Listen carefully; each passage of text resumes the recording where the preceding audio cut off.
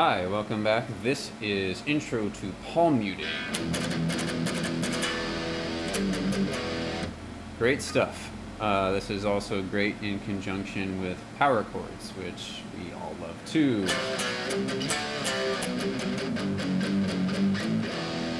Good stuff. So here's how you do a palm mute. Actually, rather, what is a palm mute? Well, it's muting with your right, or your picking hand's palm.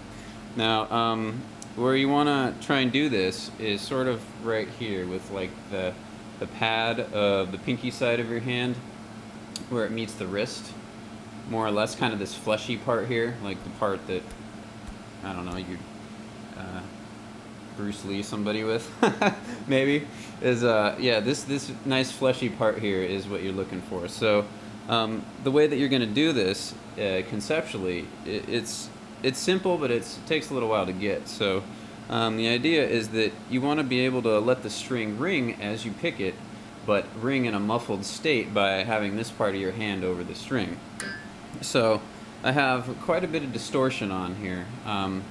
You can kind of do what you like, but I really suggest having at least an above average amount of gain because it affects the way that the amp is going to react to you doing palm muting, and it makes it a lot more noticeable right away when you're learning and you're trying to find that sweet spot and get the nice crunchy big bassy tones. It's good to have a lot of gain. So what I've done is I've taken my gain, it's about at 230 on the dial or so, so you're looking at 2/3, 3/4 of the way up. That's the preamp gain. Now the volume, if you have like a practice amp like I do, you can have the volume at pretty much whatever you like, I mean, because it's designed to sound good at pretty much any volume. Now the EQ, I have the bass bumped a little bit, it's about at 3 o'clock, and I have the mids actually scooped all the way out because it's just a preference. That's how I like to play when I do like kind of metal stuff. It brings kind of the bass and the treble forward to scoop the mids out. And I have the treble up to about almost 3 o'clock as well. So it's just that kind of, it's just the real kind of boomy, bassy, metal type guitar sound. So it's good to start that way. You don't have to. It's just something that I kind of like. I wouldn't record a record that way, but I think it sounds really good just to practice and riff on. It really brings out the lower tones of palm muting and things like that you want to start to train your ear with in the beginning stages. So the way that this works is that if you look at your strings all come to right here, connected on the bridge at what's called the saddle. So the concept is that you're going to take this part of your hand and you're going to actually lay it right in front of the saddle onto the string itself as you pick. So if you pick just the low string, that's just open. Now, if you bring your hand over and you get right in front of the saddle, it's going to be able to ring and still have the same pitch, and actually, if you do it correctly, the string's going to be able to ring out for quite a while. It's got all the same tone, it's just reacting with the amp a little bit differently. I know the way it's mic'd right now is probably kind of tough to hear, so maybe I'll do something about that in the ending stages here. Now what's going to happen though is if you move your hand farther forward, you're going to get closer and closer to where the string is vibrating towards the center of the string, and this string's not going to be able to vibrate, so you're going to end up losing tone and getting more of like a percussive sort of sound.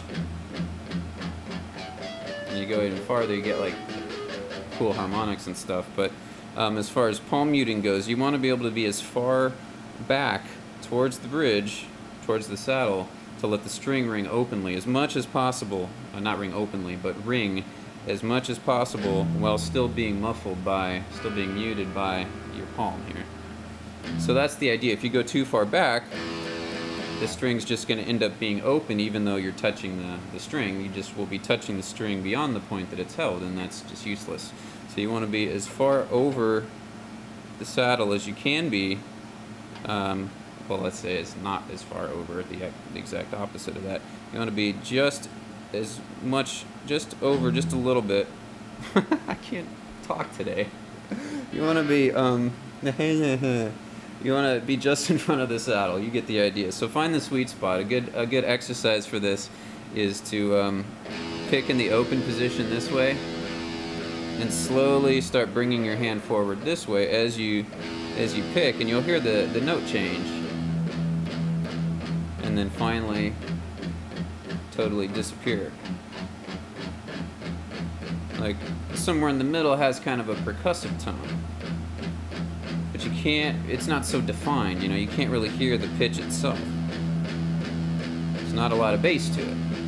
But you get that sweet spot, and all of a sudden you have the same note that you would have open, but it's muted, and it sounds a lot boomier.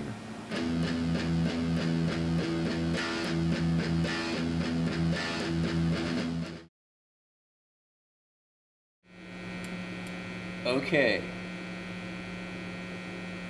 So I'm going to start by demonstrating now how the palm muting should sound. So I'm going to start with my picking hand actually all the way in on the string, but actually past the bridge to the right of the bridge. In other words, the string's going to be ringing open, and I'm going to slowly move my palm towards the neck, and you guys should hear the palm muting start to take shape. And then I'm going to continue towards the neck even farther until I completely lose the tone. So you can kind of hear the contrast all the way across the board of the sounds that you can get. So this is on just the low E string, this is the open E string, and here we go.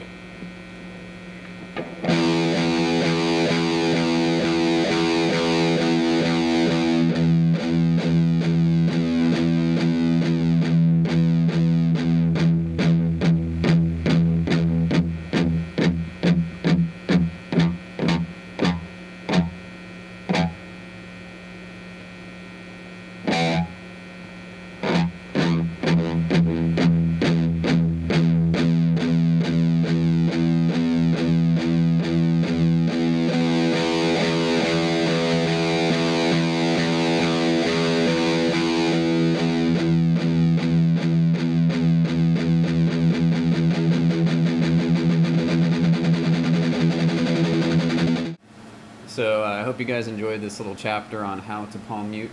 Take it easy, rock out, and practice hard. I will see you in the following episodes. Peace.